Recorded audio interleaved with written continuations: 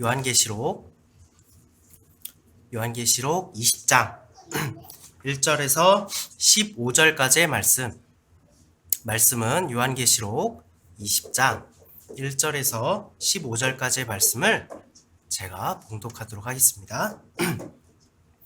또 내가 보매 천사가 무저갱의 열쇠와 큰 쇠사슬을 그의 손에 가지고 하늘로부터 내려와서 용을 잡으니 곧 옛 뱀이요 마귀요 사탄이라 잡아서 1000년 동안 결박하여 무저갱에 던져 넣어 잠그고 그 위에 임봉하여 1000년이 차도록 다시는 만국을 미혹하지 못하게 하였는데 그 후에는 반드시 잠깐 노일이라.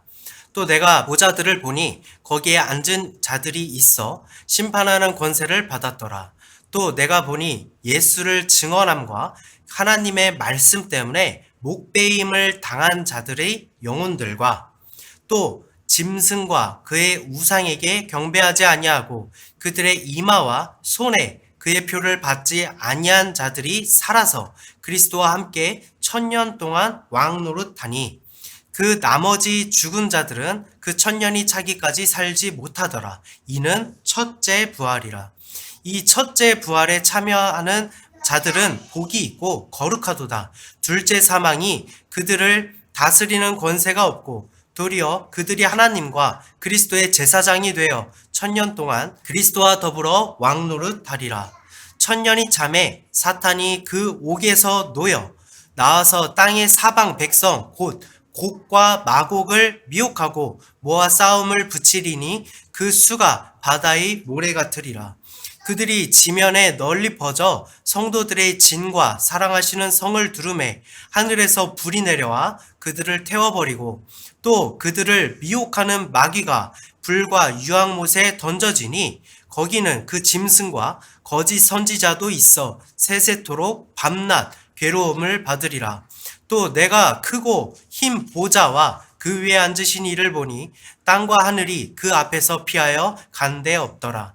또 내가 보니 죽은 자들이 큰 자나 작은 자나 그 보좌 앞에 서 있는데 책들이 펴 있고 또 다른 책이 펴 있으니 곧 생명책이라. 죽은 자들이 자기 행위를 따라 책들에 기록된 대로 심판을 받으니 바다가 그 가운데에서 죽은 자들을 내주고 또 사망과 음부도 그 가운데서 죽은 자들을 내주매 각 사람이 자기의 행위대로 심판을 받고 사망과 음부도 불못에 던져지니 이것은 둘째 사망 곧 불못이라. 누구든지 생명책에 기록되지 못한 자는 불못에 던져지더라. 아멘. 자, 오늘의 말씀은 천년 왕국과 흰 보좌, 천년 왕국과 흰 보좌라는 제목으로 말씀을 증거하도록 하겠습니다.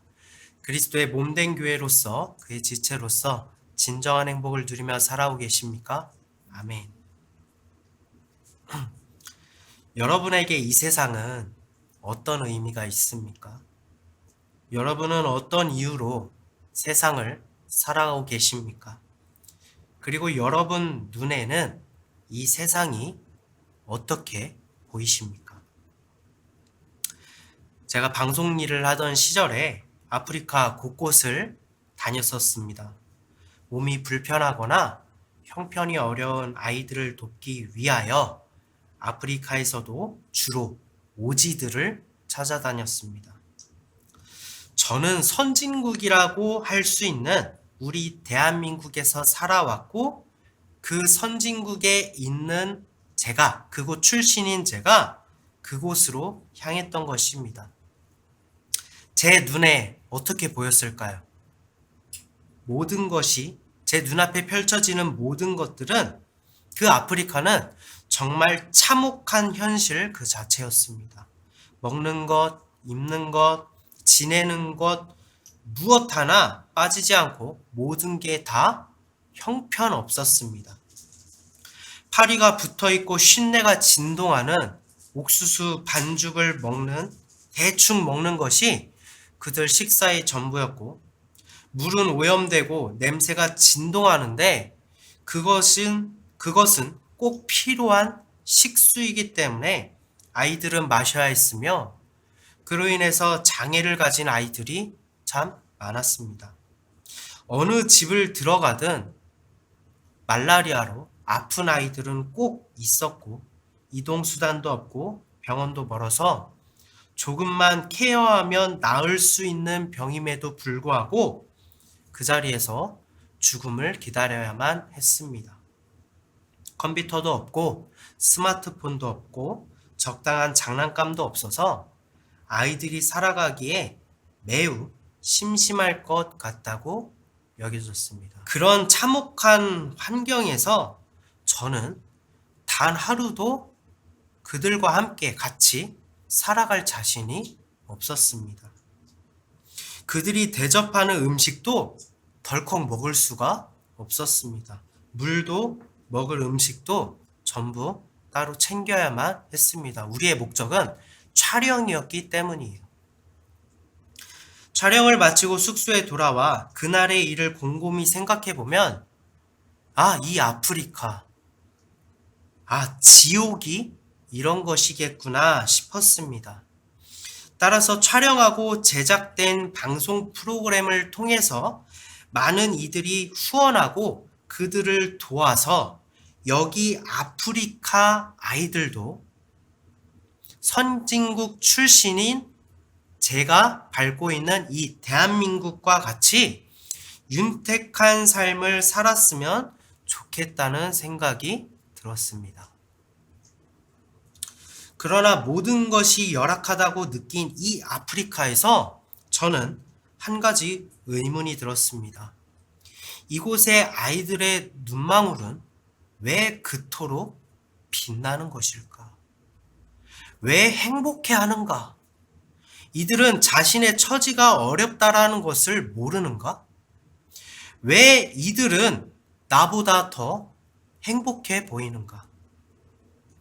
모든 촬영을 마치고 한국에 돌아오면서도 이러한 의문은 제 마음에서 떠나지 않았습니다. 그리고 많은 시간이 흐르고 여전히 그들을 생각하면서 저는 몇 가지를 깨닫게 되었습니다. 저곳을 어려운 곳이라고 단정 짓는 것부터가 내 교만이었구나. 저곳의 음식과 물과 생활은 개선의 여지이지 행복의 기준이 될 수는 없구나. 저들의 눈망울이 별과 같이 빛날 수 있는 것은 행복의 기준이 나와 다르기 때문이구나. 오히려 내 삶은 행복을 찾기보다는 불행을 줄이는 일에 급급하지 않았었는가? 오히려 나는 저들에 비해 살아가기 위해 더 많은 결핍을 겪고 있지는 않았는가? 오히려 나는 감사를 고백하기 위하여 저들보다 더 많은 것들을 요구하고 있지는 않았었는가? 이러한 끊임없는 자신의 모순을 발견하며 본질은 이게 아니구나. 행복의 본질은 풍요에 있지 않구나 라는 것을 깨닫게 되었습니다. 여러분은 무엇을 위해 살아오고 계십니까? 무엇을 위하여, 무엇을 목적하고 계십니까? 우리의 교회는 지금 무엇을 위하여 존재하며 존재하기 위해서는 우리의 교회는 무엇이 필요할까요? 오직 예수님 한 분으로 충분하신 성도 여러분이 되시기를 소망합니다. 우리에게 충분한 그 예수님께서 여러분을 위하여 십자가를 통해 다 이루셨고 성경은 오직 그분만을 나타내고 증거하고 있습니다. 오늘 본문의 말씀인 요한계시록 20장은 성경의 모든 것을 이야기하고 있는 것은 아닙니다.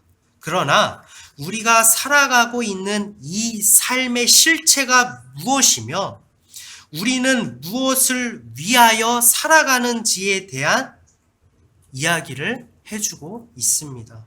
이미 부분적으로 설교할 때 많이 다루어서 요한계시록을 지금 같이 묵상을 해보신 분들이라면 대부분 다 아는 내용이겠지만 오늘은 한 축으로 묵상을 해보는 시간을 갖도록 하겠습니다. 이미 알고 있더라도 사람의 입이 아니라 하나님의 말씀에 은혜 받으시기 바랍니다. 계시록 20장 1절에서 3절의 말씀입니다. 또 내가 보매 천사가 무저갱의 열쇠와 큰 쇠사슬을 그의 손에 가지고 하늘로부터 내려와서 용을 잡으니 곧 옓뱀이요 마귀요 사탄이라 잡아서 1000년 동안 결박하여 무저갱에 던져 넣어 잠그고 그 위를 임봉하여 1000년이 차도록 다시는 만국을 미혹하지 못하게 하였는데 그 후에는 반드시 잠깐 놓이리라. 요한계시록은 먼 훗날 종말의 때를 예언하는 것이 아니라 오직 예수님께서 이 땅에 오셔서 십자가에서 모든 것을 다 이루신 그때의 영적인 일을 기록하는 것이라고 말씀드렸습니다. 이제 거의 다 외우셨죠? 그럼에도 불구하고 예언서인 이유는 성령이 임한 자들에게 이 모든 언약이 성취될 것이기 때문에 예언이라고 말씀드렸습니다. 무저갱의 열쇠를 받은 천사는 예수님을 의미하며 큰 쇠사슬을 손에 가졌다는 것은 마귀를 결박할 권세를 부여받았음을 의미하는 것입니다. 그리고 하늘에서부터 내려왔다는 것은 그러한 권한을 하나님께 받음을 의미하는 것입니다. 계시록 2장 27절의 말씀입니다. 그가 철장을 가지고 그들을 다스려 질그릇 깨트리는 것 같이 하리라. 나도 내 아버지께 받은 것이 그러하니라. 아멘. 예수님께서는 교회들을 향하여 이긴 자가 되라고 말씀하셨고 이기는 자에게는 철장, 즉 예수님과 같이 마귀를 결박할 권세를 주신다고 말씀하셨으며 예수님도 아버지께로부터 그러한 권한을 받았음을 우리는 말씀을 통해 알 수 있습니다. 예수님께서 이러한 권능을 받으신 것은 이긴 자가 되셨기 때문에 성령의 이끄심으로 광야에서 마귀에게 시험을 당하시고 이긴 자가 되셔서 무저갱의 열쇠를 아버지께로부터 받은 것입니다. 그래서 내가 이긴 자가 되었으니 너희도 이긴 자가 되면은 나와 같은 권세를 너희들도 받을 것이다 라고 말씀해 주신 거예요. 20장 2절에서 용을 잡으니 곧 옓뱀이요 마귀요 사탄이며 잡아서 1000년 동안 결박한다는 것은 예수님께서 광야에서 시험을 이기실 때 싸운 마귀가 창세기에 나오는 옓뱀, 아담과 하와를 미혹했던 그 옓뱀, 즉 성경의 모든 역사에 일관된 그 동일한 마귀임을 뜻한다고 말씀드렸습니다. 그 마귀가 이 마귀야. 그 뱀이 이 용이야. 이 뱀이 용이 마귀야 라는 것을 말씀해 주시는 거예요. 그 마귀를 잡아서 1000년 동안 결박한다는 것은 예수님께서 광야에서 마귀를 이긴 그 시점으로부터 1000년 동안 결박을 한다는 것이 아니라 아담과 하와를 미혹했던 옓뱀, 즉 마귀이며 사탄을 그 미혹 이후에 결박하셨다는 것을 의미하는 거예요. 이 때문에 구약에서의 마귀는 사람을 미혹하는 모습이 아니라 하나님께서 부리시는 영으로 기록되어 있음을 우리는 알 수 있는 것입니다. 사울에게 들어간 악령도 하나님께서 부리시는 악령이었고 다윗의 인구조사 때에도 역대기의 관점으로는 마귀의 미혹처럼 마귀가 충동하는 것처럼 기록되어 있으나 선지자적 관점인 열왕기에서는 하나님의 의도로 기록되었음을 알 수 있죠. 이것이 뜻하는 바가 무엇입니까? 하나님께서 명하셔서 그 마귀를 통하여 부리시는 영인 마귀를 통하여 다윗을 충동했다는 거지, 마귀가 자의적으로 자기가 원해서 자유분방하게 인간들을 미혹했다라는 것이 아니라는 것입니다. 그리고 욥기서를 통해서도 마귀는 하나님의 명령대로만 행했음을 우리는 알 수 있습니다. 욥기를 감히 건들 수 없었던 이유는 무엇이라고 했죠? 하나님께서 하나님의 울타리로 그를 두르셨다라는 거예요. 그래서 자기가 함부로 할 수 없다라는 것을 의미하는 것입니다.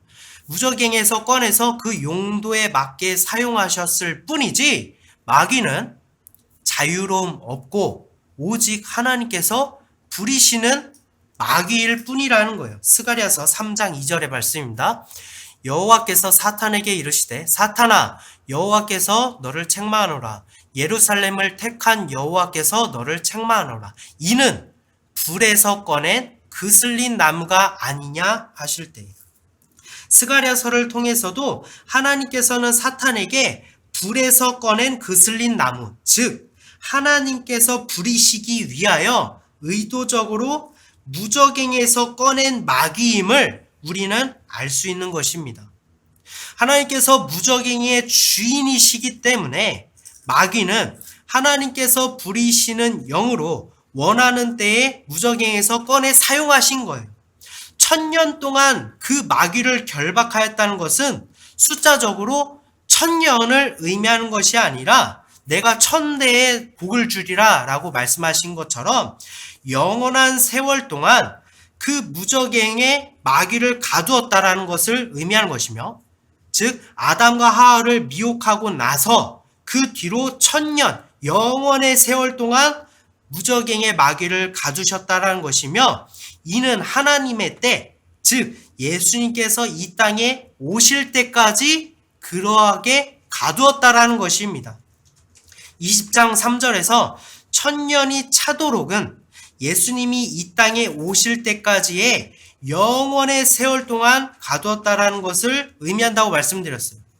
그때까지 만국을 미혹하지 못하게 하셨다는 것도 아담과 하와 이후로 마귀는 결박되어 세상을 미혹하지 못하게 하셨음을 의미하는 것이며, 반드시 잠깐 놓인다는 것은 예수님께서 광야에서 시험을 받으시고 이긴 자가 되셔서 무적행을 의도적으로 여시고 마귀는 결박이 풀려나게 됨을 의미하는 것입니다. 예수님께서 무적행을 왜 여셨는지는 이후에 살펴보도록 하겠습니다. 계시록 9장 1절에서 2절의 말씀입니다. 다섯째 천사가 나팔을 불 때 내가 보니 하늘에서 땅에 떨어진 별 하나가, 그 별 하나가 누구죠? 예수님을 의미하는 거예요. 별 하나가 있는데 그가 무적행의 열쇠를 받았더라. 영적인 일을 기록한 것이라고 말씀드렸죠. 그래서 예수님께서 광야에서 마귀에게 시험을 이기신 뒤에 아버지께로부터 무적행의 열쇠를 받은 것을 지금 요한계시록이 이렇게 표현하고 있는 거예요. 2절입니다. 그가 무적행을 여니 그 구멍에서 큰 화덕의 연기 같은 연기가 올라오매 해와 공기가 그 구멍의 연기로 말미암아 어두워지며, 사복음서를 살펴보면 귀신 들린 자에 대한 이야기가 반드시 예수님께서 광야에서 시험을 이기신 이유로 언급됨을 우리가 발견할 수 있는 것도, 예수님께서 그때에 이긴 자로서 아버지께 무적행의 열쇠를 받아 무적행을 여셨기 때문인 것입니다. 계시록 20장 4절에서 6절의 말씀입니다. 또 내가 보좌들을 보니 거기에 앉은 자들이 있어 심판하는 권세를 받았더라. 또 내가 보니 예수를 증언함과 하나님의 말씀 때문에 목배임을 당한 자들의 영혼들과 또 짐승과 그의 우상에게 경배하지 아니하고 그들의 이마와 손에 그의 표를 받지 아니한 자들이 살아서 그리스도와 더불어 1000년 동안 왕노릇하니, 그 나머지 죽은 자들은 그 1000년이 차이까지 살지 못하더라. 이는 첫째 부활이라. 이 첫째 부활에 참여하는 자들은 복이 있고 거룩하도다. 둘째 사망이 그들을 다스리는 권세가 없고, 그러니까 첫째 부활에 참여한 자들에게는 둘째 사망이 그들을 해야 할 권세가 없다라는 것이죠. 도리어 그들이 하나님과 그리스도의 제사장이 되어 1000년 동안 그리스도와 더불어 왕노릇하리라. 아멘. 4절에서 예수를 증언함과 하나님의 말씀 때문에 목배임을 당한 자들의 영혼은 그 많은 이단들에서 순교자들을 의미한다라고 말하는데, 목이 베어 죽임을 당한 선교자로 특정하는 것을 의미하는 것이 아닙니다. 순교자는 목이 베이는 것 이외에도 다양한 방법들로 순교된 이들이 많기 때문이에요. 꼭 목을 베어야지만 순교했다라는 것이 아니라는 것입니다. 즉, 이 말씀은 순교자를 의미하는 것이 아니에요. 이는 출애굽기와 신명기에서 언급된 목이 곧은 백성들이 아니라 예수를 증언하고 하나님의 말씀을 선포함으로 자기 자신의 의가 죽는 일에 목베임을 의미하는 거예요. 다시 말해서 목이 곧은 백성이 아니라 하나님의 말씀을 선포하고 오직 그 의를 원하는 자들, 자신의 의가 꺾인 자들, 즉 목베임을 당했다라는 것입니다. 이마와 손에 표를 받지 아니한 자들, 즉 짐승의 수, 사람의 수를 받지 아니하고 오직 예수를 믿어서 그리스도의 인침을 받은 자들이 이긴 자가 되어서 보좌에 앉게 된다는 것이고, 1000년 동안 왕노릇한다는 것은 예수님과 함께 영원히 살아갈 것을, 하늘의 영광을 맛볼 것을 의미한다는 것입니다. 먼 훗날의 이야기가 아니라 예수님 이전에 선지자들을 통하여 선포된 언약을 따른 자들을 의미하는 거예요. 그들은 평생을 구원자를 기다려야만 했습니다. 죽어서도 그들의 영은 오직 예수님, 구원자를 기다려야만 했어요. 예수님께서 무저갱을 여실 때, 주목하여 들으십시오. 무저갱을 여실 때 모든 영혼은 무저갱의 노임을 받은 마귀에게 괴롭힘을 당했죠. 그것을 요한계시록에서 황충으로 비유하고 있잖아요. 그 영이 죽을 수는 없었어요. 해하지는 말라라고 말씀하셨잖아요. 그 영을 죽일 수는 없이 괴롭게만 했다라는 것입니다. 그래서 귀신 들린 자들에 대한 이야기도 이들이 귀신이 들려서 괴로워했죠. 그러나 예수님께서 쫓아내실 때 그가 죽었습니까? 다시 정상적인 정신으로 돌아왔잖아요. 그게 괴롭힘을 당했다라는 거예요. 그렇게 마귀가 무저갱의 노임을 받아서 사람들을 괴롭게 했다라는 것입니다. 그리고 그 모습을 보여준 것이 죽지 못하고 괴로움을 당한 욥기서의 욥인 것입니다. 예수님께서 육신으로 하나님의 나라를 선포하셨고, 왜 예수님께서 육신을 입고 오셨죠? 죄를 감당하시기 위하여, 그리고 육신을 입고 살아있는 우리들에게 하나님의 나라를 선포하시기 위하여, 그리고 영으로는 두 증인, 즉 모세와 엘리야를 통하여 모든 죽은 영들, 그 영들에게 복음을 선포하게 하셨다라고 말씀드렸습니다. 그래서 예수님께서 이 땅에 오셔서 지구상에 있는 모든 자들에게 일어날 일이라고 말씀하신 것도 지금 땅을 밟고 있는 자와 죽은 자들 그 모두에게 이 십자가가, 이 복음이 동일하게 일어날 일이라고 말씀하시는 거예요. 이때에 산 자와 죽은 자의 영은 모두 죽임을 당하게 되는데, 택함을 받지 못한 자들은 마귀에 의해 영이 죽으며, 택함을 받은 이스라엘은 요한계시록 9장을 통해 유브라데에 결박한 네 천사에 의해서 죽임을 당하게 되죠. 그래서 요한계시록에서도 바다를 멸하고 그 다음에 바다에 있는 생물을 멸한다고 했고, 바다 위에 떠 있는 배, 즉 택함을 받은 이스라엘 백성이 타격을 받고, 즉 괴롭힘을 당했지만 유브라데의 네 천사에 의해서 이 3분의 1, 이 택하신 이스라엘 백성의 영들도 다 죽는, 그래서 모든 영들이 다 죽임을 당한 거예요. 욥기서에서도 바람이 집에 네 모퉁이를 쳐서 그 자녀들이 모두 죽은 것도 이것을 의미한다라고 말씀드렸습니다. 잘 따라오고 계시죠? 지난번에도 설교한 적이 있지만 굉장히 어렵지만 우리가 이것을 잘 이해를 하고 정립을 해야 많은 이단들이 어떻게 미혹하는지도 우리가 알 수 있는 것이며 성경이 무엇을 일관되게 목적하여 하는지 우리가 달려갈 수 있는 거예요. 이로써 믿는 자들과 믿지 않는 자들의 모든 영은 죽임을 당하게 된 것이며 예수님 이전에 죽은 자들은 죽임을 당하기 전에 그러한 영의 죽음이 이르기 전에 하나님의 심판이 이르기 전에 예수님께서 그들을 인치셨기 때문에 죽었어도 다시 소생되어진 것이고 그래서 부활에 참여하게 된 것이고 그때에 마귀와 믿지 않음으로 마귀에 속한 자들은 심판을 받게 된 것입니다. 즉 모든 영이 죽은 것은 심판 때문에 다 죽인 거예요. 하지만 예수님께서 인치셨기 때문에 죽었지만 살리게 된 것입니다. 따라서 십자가의 도는 심판이기도 하지만 구원이기도 한 것이며 이 때문에 십자가의 도가 믿는 자들에게는 구원이요 믿지 않는 자들에게는 미련한 것, 즉 심판을 의미한다라는 것입니다.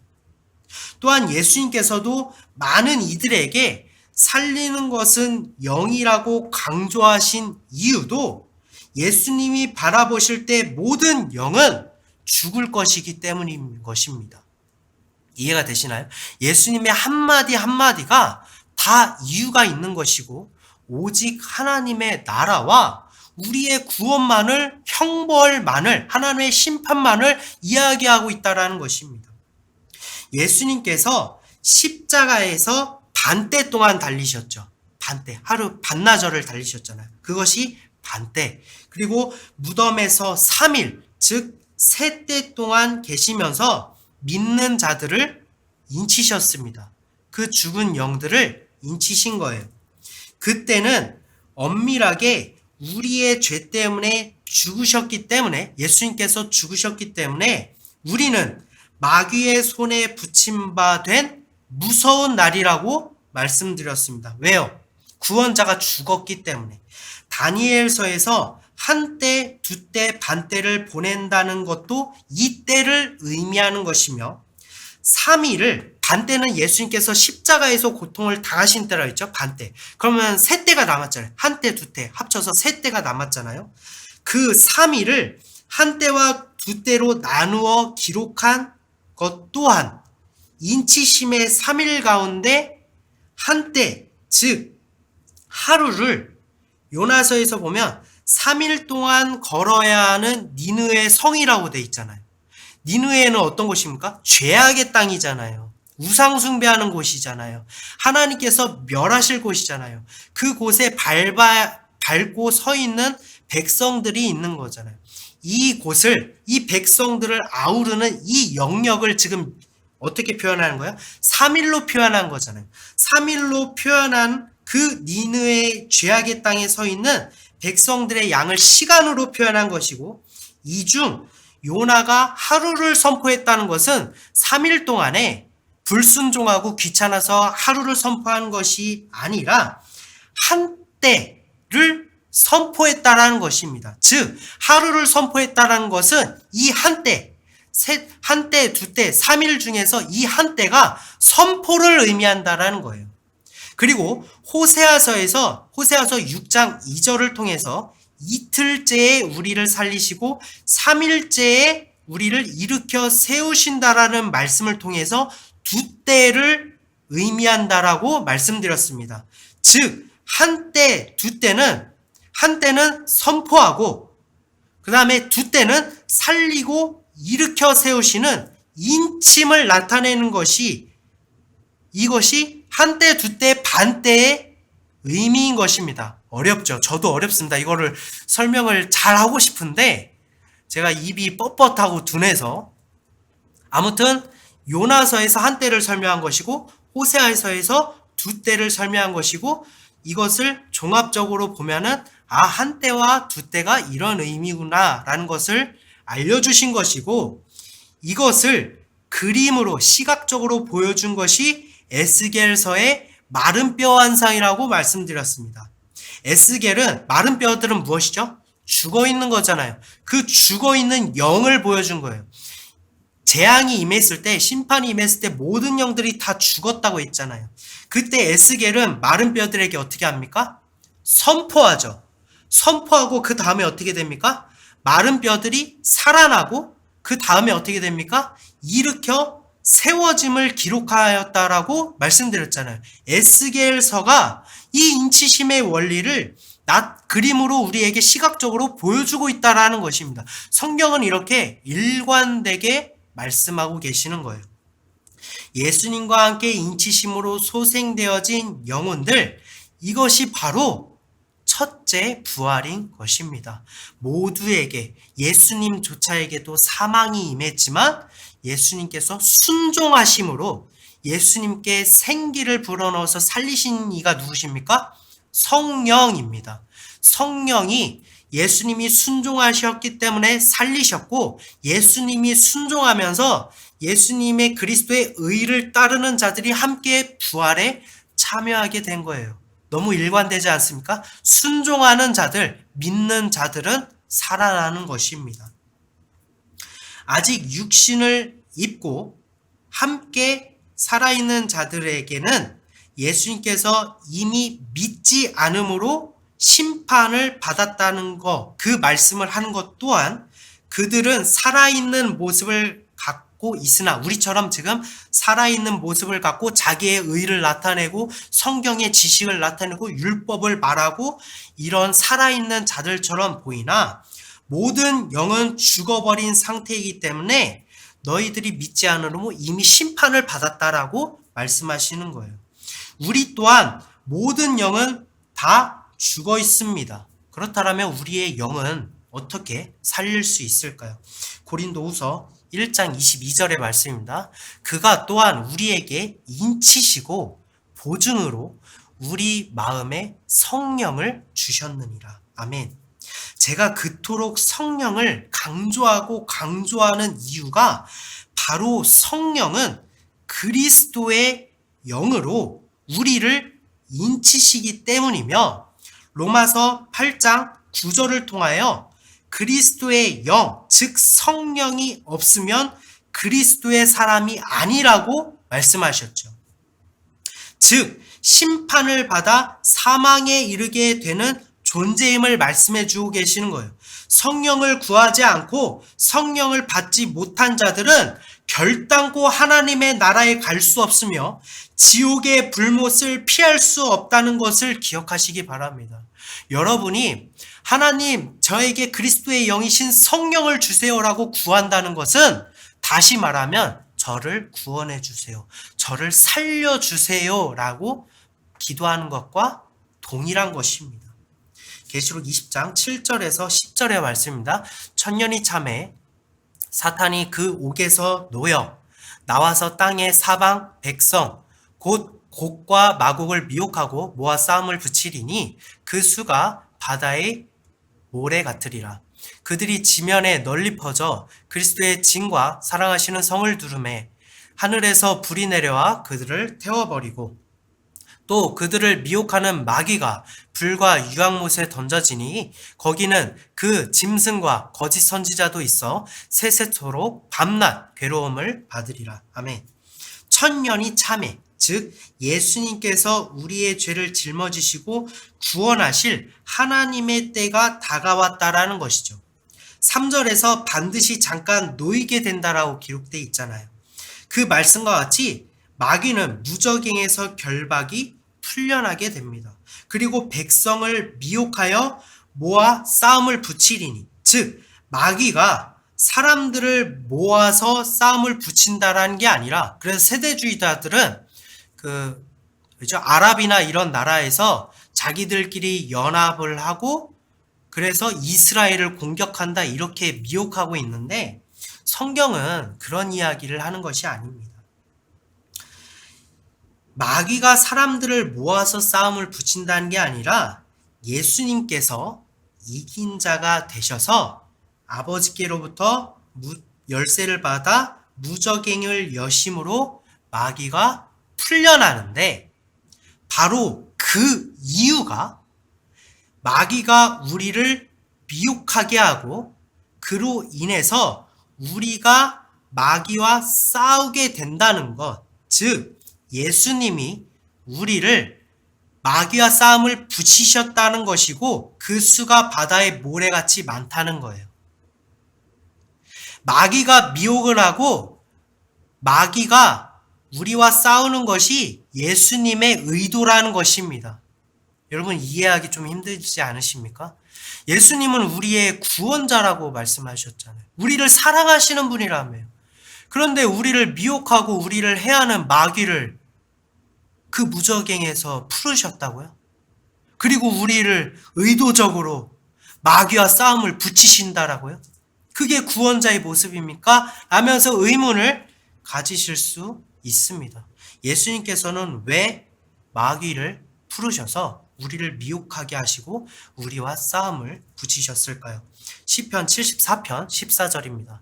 리워야단의 머리를 부수시고 그것을 사막에 사는 자에게 음식물로 주셨으며, 예수님께서 이긴 자가 되심으로 마귀의 머리를 부수시고 사막에 사는 자들, 즉 광야에 하나님의 인도하심으로 살아간 이스라엘 백성, 즉 하나님의 백성인 우리에게 밥으로 주셨다라는 거예요. 우리 또한 지금 여러분과 저 또한 이긴 자로 만드시기 위하여 너희도 나와 같이 이긴 자가 되라는 거예요. 그래서 요한계시록 초입부터 이기는 자에게는 내가 무엇을 주겠다. 이기는 자에게는 내가 이겼으니 너희도 이긴 자가 되어라 라고 말씀하시는 것입니다. 아무리 머리가 쪼개진 마귀라지만 우리가 도대체 어떻게 이기라는 것입니까? 이 또한 성경에서 설명해 주고 계십니다. 사무엘상 14장 13절의 말씀입니다.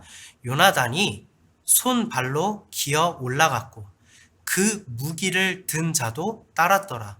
블레셋 사람들이 요나단 앞에서 엎드려짐에 무기를 든 자가 따라가며 죽였으니, 이때에 대장장이가 없어서 무기를 가진 사람은 요나단과 사울밖에 없었습니다. 그런데 지금 요나단 옆에 누가 있죠? 무기를 든 자가 있다라고 했잖아요. 근데 무기를 가진 자는 요나단과 사울밖에 없다고 했잖아요. 즉, 이 무기를 가진 자는 누구의 무기를 갖고 있는 거죠, 지금? 요나단의 무기를 갖고 있다는 것이고, 요나단은 지금 무엇입니까, 그러면? 손에 무기가 없다라는 것입니다. 요나단은 하나님이 우리를 지키신다는 언약을 믿고 적에게 향했을 뿐입니다. 요나단은 무기를 갖고 적에게 향하지 않았어요. 무기를 든 자는 따로 있었고 그는 요나단을 앞서갔다라고 기록하지 않고 그를 따라갔다라고 기록하고 있습니다. 그러나 믿음으로 적을 향해 뛰어갈 때 블레셋 사람들은 요나단 앞에 다 엎드려지고 그때의 무기를 든 자, 즉 이긴 자가 다 죽이시는 것입니다. 우리가 이긴 자가 되는 길은 예수님이 나의 방패시오, 나의 산성이시오, 나의 구원의 뿌리심을 믿고 마귀와 싸우기 위하여 그저 달려갈 뿐이라는 것입니다. 요한계시록 20장 9절에서 10절에서는 우리가 그 믿음을 갖고 전진할 때 불이신 성령님이 우리를 미혹하고 우리와 대적하여 싸우려는 저 마귀를 다 불태워버리신다라고 기록하고 있는 것입니다. 20장 11절에서 13절의 말씀입니다. 또 내가 크고 흰 보좌와 그 위에 앉으신 이를 보니 땅과 하늘이 그 앞에서 피하여 간데 없더라. 또 내가 보니 죽은 자들이 큰 자나 작은 자나 그 보좌 앞에 서 있는데 책들이 펴 있고 그 다른 책이 펴 있으니 곧 생명책이라. 죽은 자들이 자기 행위를 따라 책들에 기록된 대로 심판을 받으니 바다가 그 가운데에서 죽은 자들을 내주고 또 사망과 음부도 그 가운데서 죽은 자들을 내주매 각 사람이 자기의 행위대로 심판을 받고. 아멘. 흰 보좌에 앉으신 이는 예수님이시며 땅과 하늘이 그 앞에 피하여 간 데 없다라는 것은 예수님께서 십자가를 통해 다 이루심으로 죄악의 땅의 권세는 그 발 앞에 엎드려졌으며 하늘, 즉 이스라엘 백성이 바라고 원하고 지키던 율법의 하늘 또한 예수님께서 다 이루시고 예수 그리스도의 새 하늘, 그 새 언약으로 바뀌었음을 의미하는 것입니다. 죄악도 율법도 예수님 발 앞에서 다 엎드려지고 새로운 언약으로서 오직 예수님만이 흰 보좌에 좌정하신다라는 거예요. 모든 자들 중 생명책에 기록된 자들은 하나님 나라의 백성이 되는데 죽은 자들이 자기 행위를 따라 책에 기록한 대로 심판을 받는다는 것은 무엇을 의미할까요? 많은 분들이 여기에서 이 말씀을만 놓고 보면 행위에 따라 심판을 받게 된다라고 했으니 여러분이 오늘 어떤 선한 행위를 하는 것이 이 생명책에 다 기록됩니다. 여러분이 누군가를 돕고 누군가를 위해서 기도하고 이런 선행들이 여러분의 생명책에 다 기록되어서 나중에 심판대 앞에 설 때 그 책을 보면 여러분의 행위가 낱낱이 기록되어 있다라고 알고 있고 그렇게 가르치는 것이 지금 굉장히 지배적입니다. 과연 그럴까요? 로마서 3장 27절의 말씀입니다.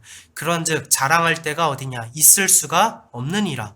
무슨 법으로냐? 행위로냐? 아니라 오직 믿음의 법으로니라. 로마서 6장 14절의 말씀입니다. 죄가 너희를 주장하지 못하리니 이는 너희가 법 아래 있지 아니하고 은혜 아래 있음이라. 하늘도 예수님 앞에서 피하여서 간 데 없다라고 말씀하신 것도 그 율법, 우리는 율법으로부터 정죄를 받았지만 그 율법이 우리를 주장하지 못하고 로마서 6장 14절의 말씀과 같이 우리는 율법의 법 아래 있는 게 아니라 어디 아래 있대요? 은혜 아래, 즉 십자가, 보혈의 십자가 아래 있음을 의미하고 있는 것입니다. 생명책에 기록된 행위는 우리의 선행도 아니요, 우리의 능력도 아니요, 우리의 의도 아니요, 오직 예수 그리스도를 믿는 믿음, 그 행위밖에 없는 것입니다. 우리의 이성으로는 도무지 납득할 수 없는 추악한 죄인이라고 할지라도 오직 예수 그리스도를 믿는 믿음, 그 행위로 말미암아 생명책에 기록된다라는 것입니다. 그것이 바로 은혜인 것입니다. 어떤 사람은 나는 구원받았다라고 착각하면서 나는 이미 구원에 속한, 즉 생명책에 기록된 사람이라고 나를 단정해버리고 우리가 다른 사람들, 어떤 추악한 죄를 저지르고 이런 사람들을 보면서 저 사람은 천국 못 갈 거야, 저 사람은 구원에 이르지 못할 거야 라고 감히 이야기할 수 없는 이유가 무엇입니까? 나는 의롭다라고 지금 여전히 착각하고 있잖아요. 바리새인들이 그랬잖아요. 바리새인들은 자신들이 의롭잖아요. 왜요? 율법을 지켰으니까요. 그런 자들에게 예수님께서는 뭐라고 하십니까? 독사의 자식들아 말씀하십니다. 우리가 누군가를 판단할 수 없는 거예요. 누군가를 정죄할 수도 없는 거고 내가 더 의롭다, 내가 선하다라는 것을 스스로 단정할 권리도 우리에게 없다라는 것입니다. 그렇기 때문에 내가 가장 추악한 죄인임을 깨달으면 그 십자가가 나에게 엄청난 은혜임을 깨닫게 되는 것입니다. 바다가 그 가운데 죽은 자들을 내준다는 것은 심판의 때에 바다, 즉 마귀가 다스리는 세상에 속한 자들도 심판을 피할 수 없다라는 것을 의미하며 사망과 음부도 죽은 자들을 내어준다는 것 또한 이미 죽어 잠들어 있는 자들에게도 하나님의 심판을 받게 된다는 것을 의미하는 것입니다. 그 심판이 무엇일까요? 계시록 20장 14절에서 15절의 말씀입니다. 사망과 음부도 불못에 던져지니 이것은 둘째 사망 곧 불못이라. 누구든지 생명책에 기록되지 못한 자는 불못에 던져지더라. 오직 예수님을 믿고 성령의 인침을 받지 아니하는 자들은 영원한 형벌의 지옥의 불못의 심판을 받게 된다는 것이며, 요한계시록 1장 18절에서 사망과 음부의 열쇠를 가지신 분은 예수님이시라고 말씀드렸잖아요.